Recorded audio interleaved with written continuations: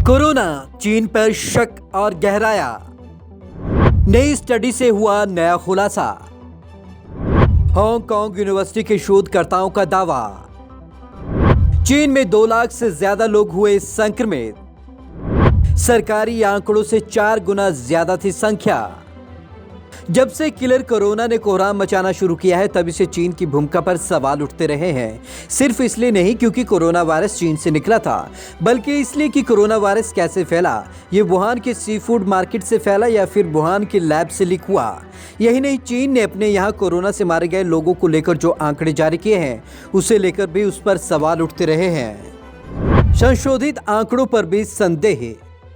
दुनिया भर में हो रही आलोचनाओं के बाद चीन ने कुछ दिन पहले अपने यहाँ मरने वालों और संक्रमित होने वालों के आंकड़ों में संशोधन किया था। संशोधित आंकड़ों में कहा गया था कि चीन में कोरोना से 4,632 लोग मारे गए हैं, जबकि पहले यह संख्या 3,342 बताई गई थी। संशोधित आंकड़ा पहले की तुलना में 50% ज्यादा है, लेकिन दुनिया को अब भी चीन के आंकड़ों पर यकीन नहीं है। 4 गुना ज्यादा है मृतकों की संख्या। अब हांगकांग के शोधकर्ताओं ने एक स्टडी में कहा है कि चीन में कोरोना वायरस की पहली लहर में संक्रमण का आंकड़ा 2,32,000 से ज्यादा हो गया था। यह संख्या आधिकारिक आंकड़ों से 4 गुना ज्यादा है। चीन के दावे पर शक की वजह। चीन ने 20 जनवरी तक कोरोना वायरस संक्रमण के 55,000 मामलों की पुष्टि की थी, लेकिन हांगकांग यूनिवर्सिटी के स्कूल ऑफ पब्लिक हेल्थ के शोधकर्ताओं का कहना है कि अगर चीन ने अभी इस्तेमाल हो रही संक्रमण की परिभाषा को शुरुआत से ही लागू किया होता तो कोरोना संक्रमितों की संख्या आधिकारिक आंकड़े से कहीं ज्यादा होती। चीन अब तक गढ़ चुका 7 परिभाषाएं। दरअसल चीन के राष्ट्रीय स्वास्थ्य आयोग ने 15 जनवरी से 3 मार्च के बीच कोरोना वायरस संक्रमण की करीब 7 अलग अलग परिभाषाएं तय की। स्टडी में पाया गया कि परिभाषा बदलने की वजह से संक्रमण के वास्तविक और आधिकारिक मामलों में बहुत बड़ा अंतर आ गया। स्टडी में 20 फरवरी तक का डाटा शामिल। हांगकांग की स्टडी में वुहान में विश्व स्वास्थ्य संगठन मिशन की ओर से जारी किए गए 20 तक के डेटा को शामिल किया गया है। इसमें अनुमान लगाया गया है कि चीन की सरकार की परिभाषाओं में शुरुआती 4 बदलावों की वजह से कोरोना संक्रमण के डिटेक्टेड मामलों और आधिकारिक आंकड़ों का फासला 2.8 से 7.1 गुना तक बढ़ गया। तो आंकड़े कुछ और होते।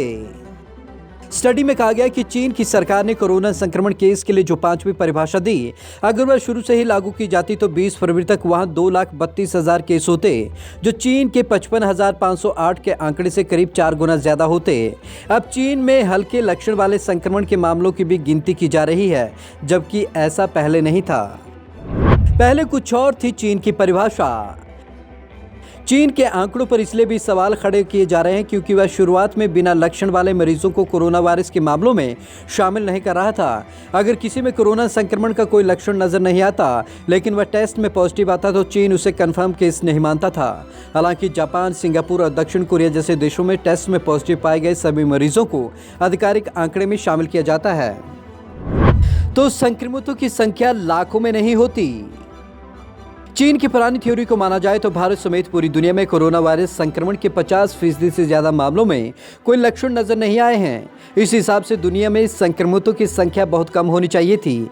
इसी महीने साउथ चाइना मॉर्निंग पोस्ट में छपी रिपोर्ट के मुताबिक बताया गया कि चीन में कोरोना पॉजिटिव पाए गए 1/3 लोगों में या तो देरी से लक्षण दिखाई दिए या फिर लक्षण दिखाई ही नहीं दिए। रिपोर्ट के अनुसार चीन में कोरोना संक्रमण की दूसरी लहर में बिना लक्षण वाले मामले ही ज्यादा हैं। Bureau report, Punjab Kesari TV, Chandigarh.